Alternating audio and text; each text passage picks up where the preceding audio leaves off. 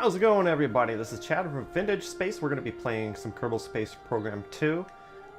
Today, we are going to build a rocket that is going to go retrograde, and we're going to do it in only 2 stages. Let's get started here. I'm going to hop into the VAB, and while this loads, I'd like to thank all my new subscribers. And for each new subscriber, I've been mounting a new audio foam piece on the wall, and I've got a section filled now for having 13 subscribers. And hopefully we can get the older foam replaced, so the more people that subscribe, the more modern my studio will look. Alright, we're in the VAB right now. Alright, let's begin with an unmanned pod. Let's go with the small. I like this gold color. Pretty shiny. And we're going to want to decouple this pod, so I'm going to place a decoupler underneath it. Actually, okay, this will work. And we'll do a payload fairing. Let's go ahead and build this fairing out. I'm just gonna be simple about it. If you guys don't know how to build fairings in Kerbal Space Program 2 Early Access, I do have a video that I released last week. It's the KSP 2 Saturn I build, so go ahead and check that out.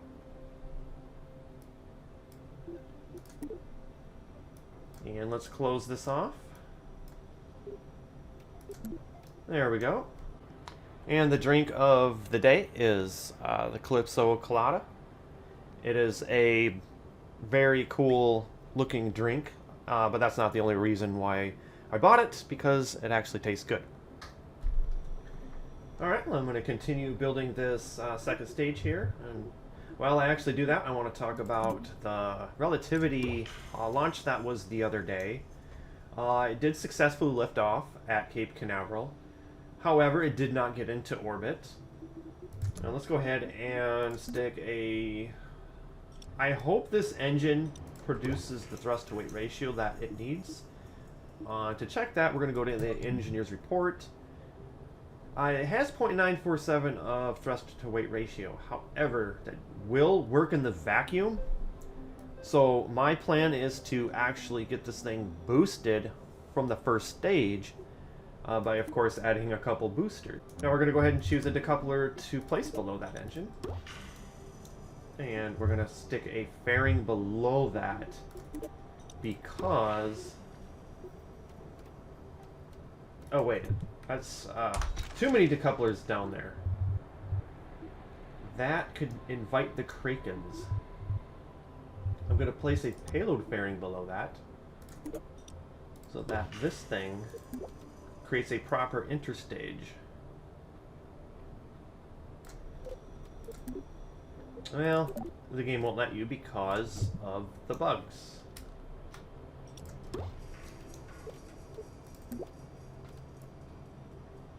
So what we're going to have to do is just kind of play around with this a little bit here. Oh, that worked. And it turns out it's actually pretty sealed here.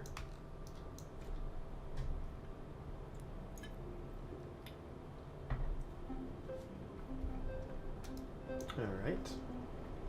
And about that Terran I launch, the second stage did fail to light. It was about 2 minutes and 40 seconds into the flight. I'm going to go ahead and place this REI-5 skipper engine under here. That should provide enough thrust. There we go. Yeah, 2.243. Let's place a decoupler below that engine and continue the first stage. Scott Manley has a video out there explaining that the second stage may have actually had a little thrust. A couple possibilities is that the second stage engine wasn't getting enough fuel, or the passive ignition system was failing. However, whichever case that is, a lot of data was generated for Relativity to decide, you know, what's their next move, and hopefully we can see them launch here you know, within the next 3 to 6 months. I'm going to actually place 2 fuel tanks for the first stage, just to see what will happen. We may have to remove one, or we could get away with putting some strap-ons.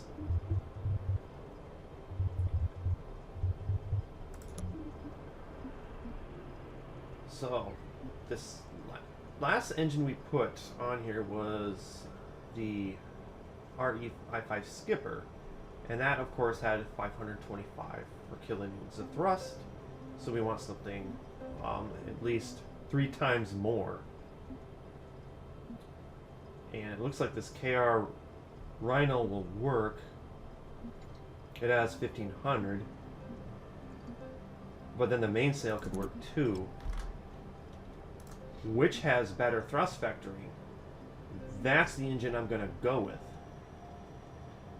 If you hold shift, you'll actually get more detailed part information.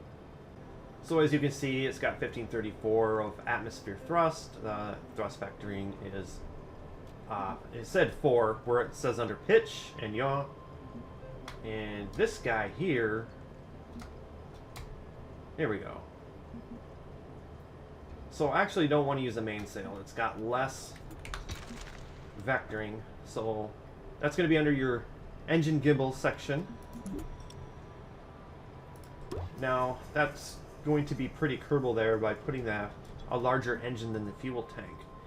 But you know what? I love it. And we're going to launch this thing. Now we're going to check thrust to weight. That checks out. Check our staging. Let's combine these 2 stages here. And the shroud, that needs to, our little custom interstage here needs to go with that as well, because when the decoupler pops, that shroud needs to pop too. Otherwise, we're going to have a very bad day. And this is our fairing and our payload decoupler, so that's good. Alright. It appears that we need to do that as well. Get rid of these empty stages. So it turns out I just made a 3-stage rocket. I don't care, because we're going to go to launch.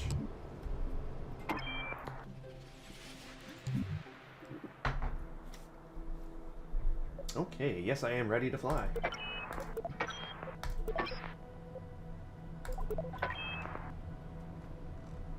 And one more thing I want to point out about the Terran I launch was that during its ascent, I had a nice blue glow to it into the flames. I actually heard this launch while I was sleeping, trying to go to work. Yeah, I know that's kind of a violation when you live 13 miles from the launch pad, that you would sleep through the world's first 3D printed rocket. Unfortunately, with all those scrubs, and then it turning into a night launch, I decided, you know what, enough is enough. I do have to work in the morning. And it did launch, I think, about 11:15, somewhere around that on Eastern time. And then I heard a rumble, kind of just heard my window shake, and I know that sound. I know, oh, that rocket went up, and I peeked my blinds open, and I could see this blue, what looked like a blue dot, a big dot like Jupiter, like a blue Jupiter in the sky. And that was actually the first stage. And then it just shut off. And then, of course, that's when the second stage was supposed to light. From my vantage point, I couldn't see anything beyond that. I didn't see a second stage light, so I went to bed, and I assumed this, when I woke up in the morning, I just assumed that the second stage didn't light. And then on my way to work in the morning, I was listening to the radio, and indeed I was correct. The second stage failed to light. So there's that, and let's continue here and get this thing off the pad. And like I said before, we're going to try to get this into a retrograde orbit to see if that's even possible in Kerbal Space Program 2.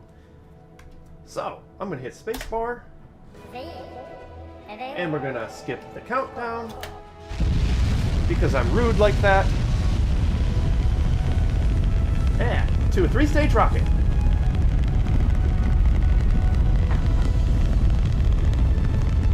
So normally we would steer, we'd hold the D key, and that would point us out here. But we want to go retrograde. So we're going to actually press the A button to do our gravity turn at about 10,000 meters.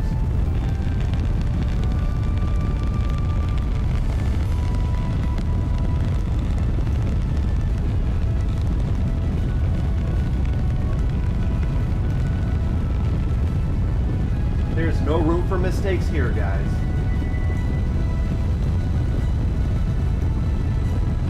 Alright. We're at 7K right now. I can start to see space.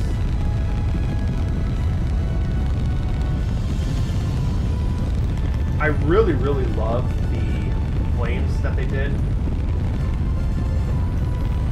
They look very, very realistic. And this rocket, of course, is acting very, very realistic. So, what we're going to do is we're going to try to recover by using our SAS controls by pointing the rocket back up. Look, ma, no hands. Alright, we have gained control of the rocket. Now I'm going to go back and try to see if I can't steer this again.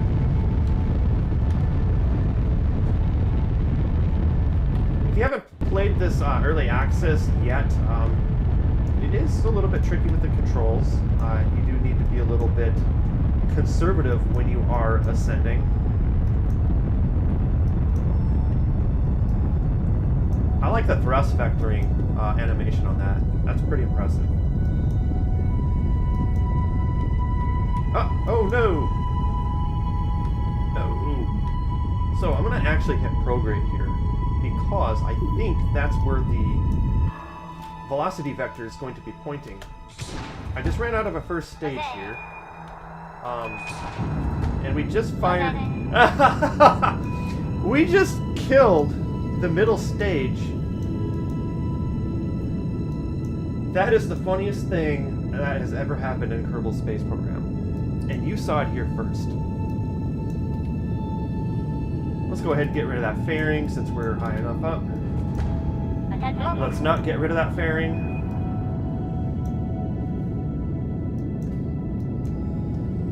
Now, despite that, we can we can still steer the rocket towards the retrograde velocity vector.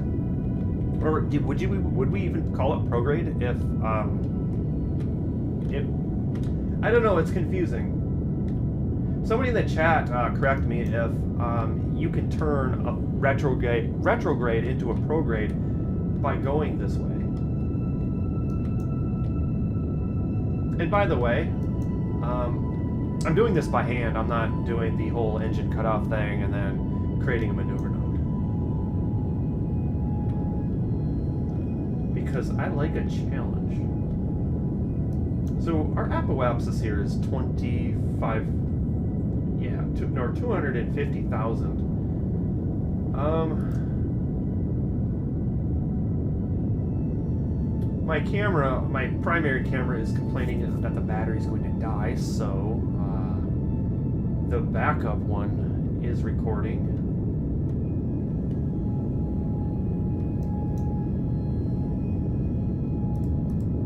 So, yes, that actually is somewhat half true. I will actually have to go prograde now.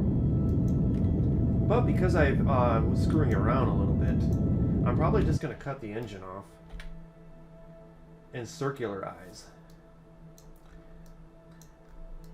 Now that is one heck of an inclination. And I'm due to crash in Egypt. So, if you don't know how to make maneuver plans in this game, I do not also, but that will be an upcoming video for later. Let's go ahead and drag the prograde marker until we can circularize. I do not know if we have enough delta V to do this. This burn will have to start in 1:36 seconds.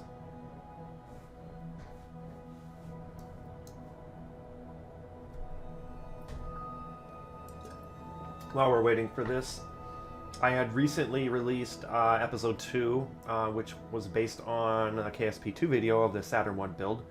In this episode, I do go more in depth on the Saturn I rocket. Okay, yeah, our orbital velocity is really low here, and it's going down. I don't think I'm gonna make it.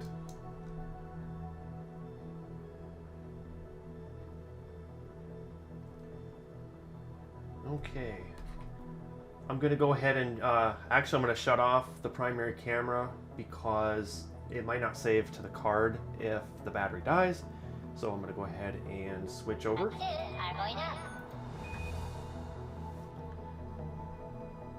And we got 30 seconds left here.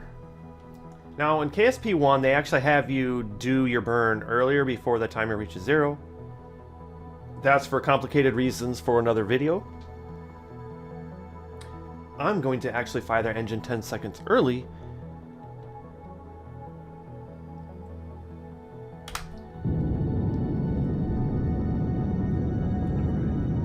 So we have 3,300 meters per second of delta V. The requirement to get into orbit is probably not going to show here.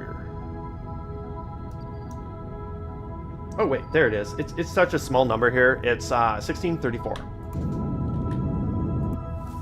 And by the way, this turns out to not be a retrograde orbit. This is a very highly inclined, almost like what the International Space Station is. Their inclination is about 51.6 degrees. This rocket appears to be going about 65 or 66 degrees inclination. Okay, we just passed 70 kilometers in altitude for the Periapsis. We indeed get into orbit despite all the crazy things that have happened tonight. So I'm going to end this right here, and I will see you guys out on the launch pad.